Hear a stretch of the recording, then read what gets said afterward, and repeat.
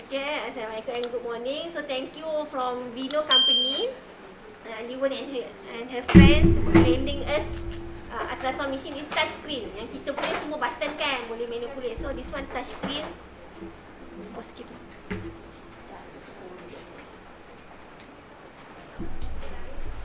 Okay, so kita belajar nomologi. Nampak ah? Dr. Fairuz dah buat dah zoom besar yang boleh tu. Okay. So mana-mana ultrasound dia sama je. Button dia nomologi. Kita panggil nomologi the buttons. Basic tu semua sama. Cuma sometimes nama dia berbeza-beza. So konsep ultrasound dia adalah nama pun ultrasound. So memang tak didengar oleh kita punya telinga. Dia konsep sound wave. So dalam daily kita punya human dia ada certain wavelength yang kita boleh dengar. So kalau ultrasound tu memang extra yang memang too high for us to hear. Memang tak akan dengar. So konsep dia dekat every probe dia akan ada some sort of crystal, piezoelectric. Crystal ni once you connect to the electric ataupun ada electrical, dia akan vibratekan kita punya probe crystal. On top dia nampak rubber ni just a cover. Bila dia vibrate dia akan menghasilkan sound. The sound tu dia akan travel hit everything yang you nak scan. Contoh, you nak scan abdomen. You hit your skin, dia hit you punya bones. So akan reflect back. Whatever yang reflect back, dia akan hit balik crystal, vibrate dan display as image. So different benda yang dia hit akan different yang bounce back. That's why yang dia akan ada a different colour range. Kalau banyak bounce back, contoh dalam bone. Bone dia tak akan allow penetration. So banyak bounce back akan more bright, lagi hyper echoic, lagi nampak putih. So kalau yang fluid, dia allow is very good penetration. Dia akan allow everything yang sound wave yang lalu, dia akan allow penetration, so kurang yang balik. That's why you akan nampak anechoic, akan nampak hitam. So in between tu, katakanlah dalam fluid tu, contoh dalam cyst, dia ada content, contoh abscess. So dia akan ada a fluid dengan excess content pus tu. That's why akan ada different colour. You akan nampak macam grey sikit. Sometimes ada hypo dengan hyper dalam satu cyst kan. So different content akan bounce back different amount of your ultrasound wave. Okay, dah faham konsep dia? Yang basic tu tak payah belajar lah. Basic physics, wavelength, frequency. That one tak apply sangat untuk daily clinical kita. So you just know that this one ultrasound is very expensive sebabnya once you drop, dia punya kristal bergerak, dia akan dapat artifact kawasan itu. So kena careful. Analogi yang saya selalu bagi, imagine this is a BMW punya kereta. You punya probe tu satu tayar BMW. So very expensive. Kalau you dekat mana-mana district ke nak move around ultrasound, be careful. Sebab sometimes kita tend to entangle this one, bagi tayar lalu putus. So bahaya. Even you drop ni pun, kristal dah bergerak sikit je, dia akan menyebabkan artifact. Bila artifact, dia akan nampak macam image you letak dekat lung ultrasound, ribs hitam satu line. So you boleh misinterpret dia punya image. Be careful. Okay, basic nomologi yang kena tahu masing-masing, kena belajar. On off button lah. On off button sama je mana-mana button. Mana-mana ultrasound sama je. Next, you kena tahu tentang patient punya selection of probe.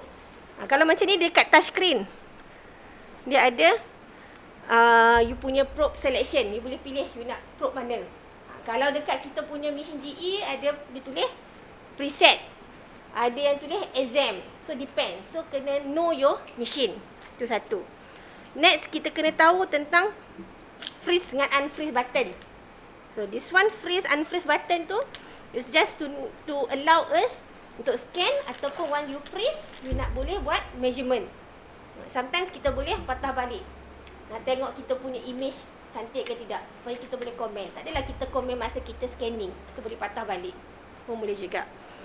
So next kita kena tahu tentang this one trackball button. Yang ni untuk kita patah balik, nak buat measurement from one end to the other end. Then kita kena tahu tentang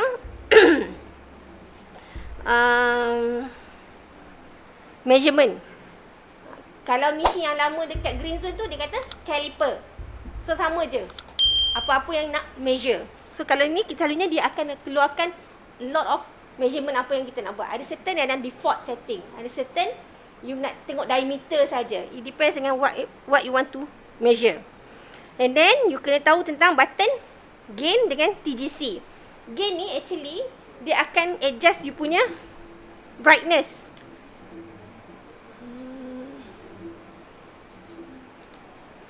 Okay. Tengok bila Dr. Ati adjust screen, what happen on the screen. Kalau kita increase gain, dia akan become more bright. Gain ni maksud dia control how much yang bounce back supaya dia boleh interpret. Dia boleh control lah gatekeeper.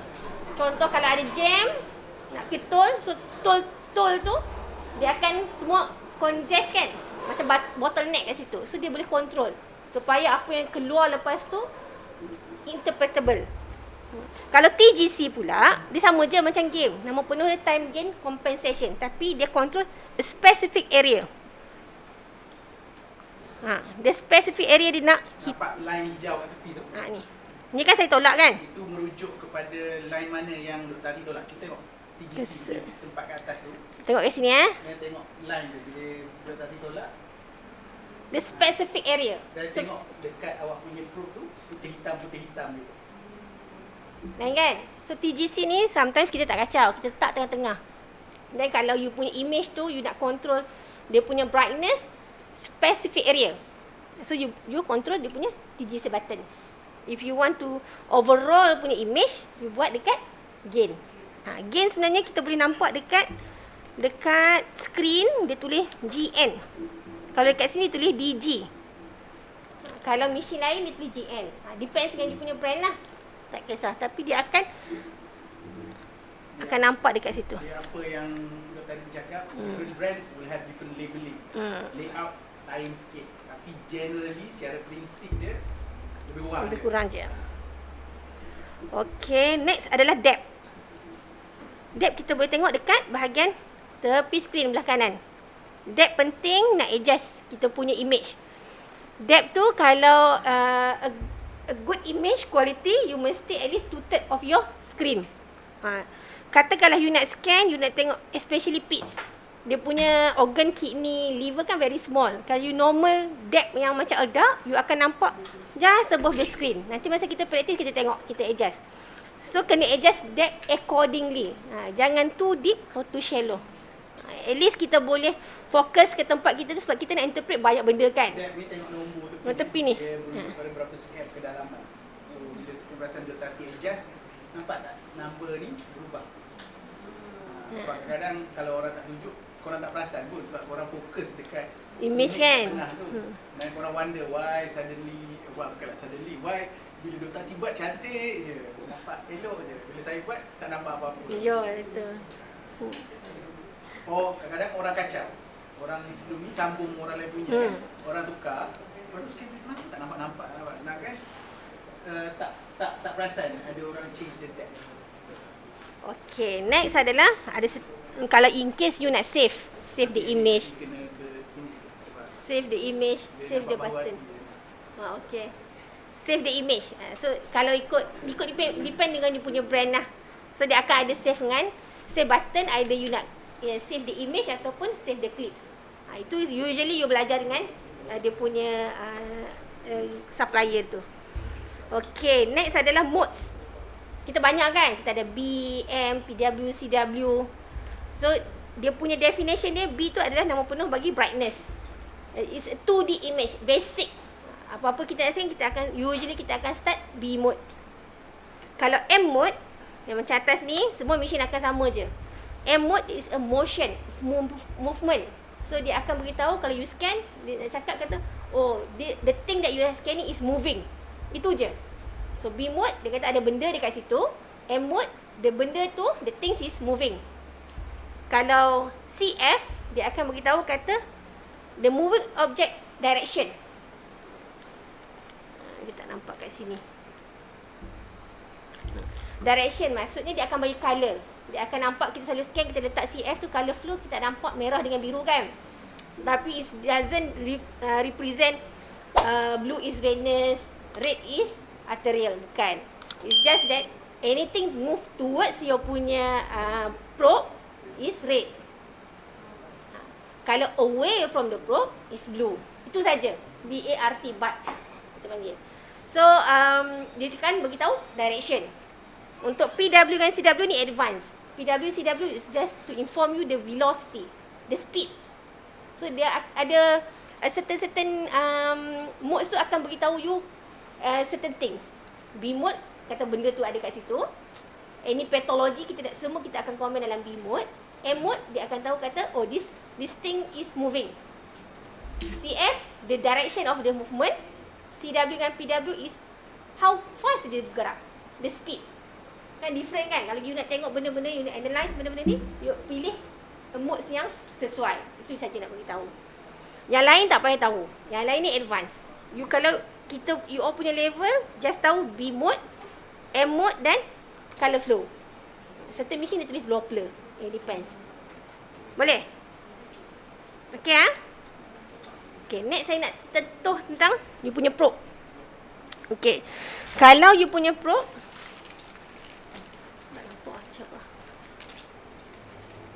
okay. Kalau basic dekat kita punya ED lah. Kebanyakan mesin kita yang baru-baru ni semua kita ada 3 probe kan. Ini kita panggil apa? Convex. Nama lain dia? Curvilinear. Curvilinear probe. Curvilinear probe low frequency ke high frequency? Low frequency. So kalau dekat mesin kita boleh nampak tau. Dia punya frekuensi dekat mana dia tulis. Dekat skrin bahagian tepi. FQ. Nampak tak kat depan tu? FQ. So low frequency.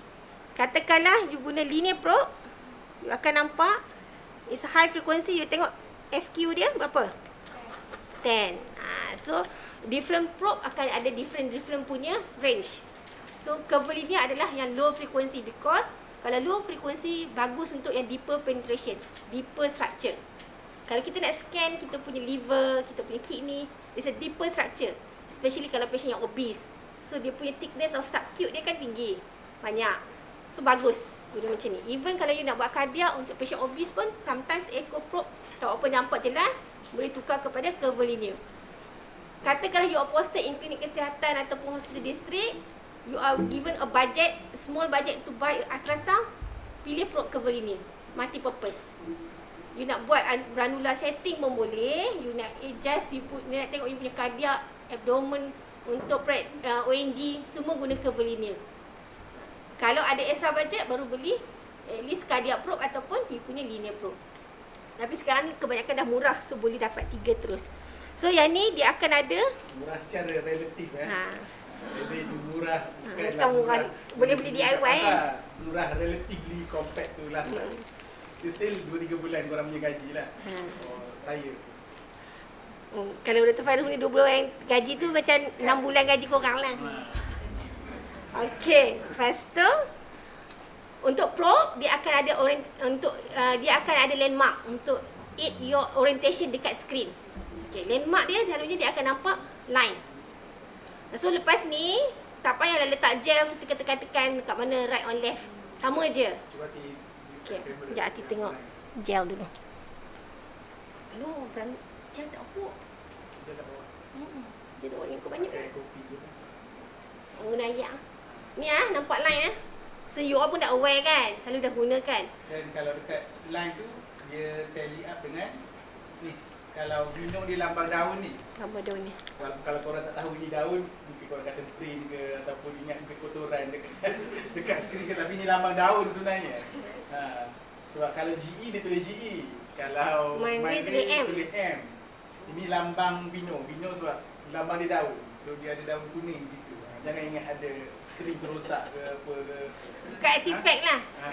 So orientation tanda, landmark dia supaya you tak lost orientation. Bila you tak scan tu, you tahulah line tu represent on the left of the screen.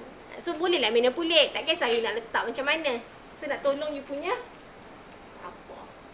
Berat sangat. Saya kurangkan istirahat. Tak apa.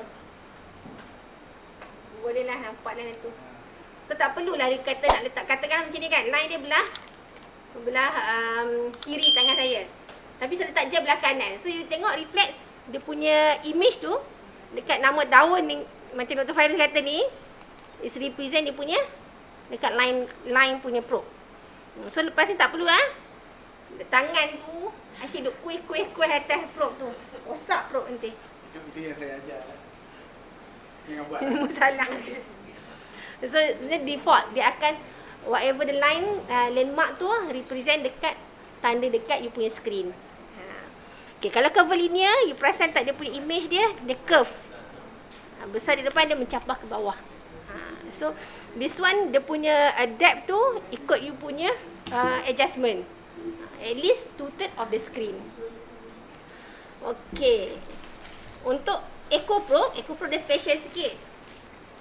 Rasa ni low frequency ke high frequency? High. Betul? Are you sure? Pilih dia ada option. Low. Are you sure tu? 3.6. Low. Dia sama dengan curvilinear probe. Nama penuh, nama asal dia phase array. Sebab you tengok dia punya macam mana? Habis dulu, tak bawa makeup. Tak boleh cukup sekali. Ada gel tak? Tengok dekat ni, di fit machine ada gel tak? Saya minta different tolong. Dekat di fit tu. Ni ada lagi.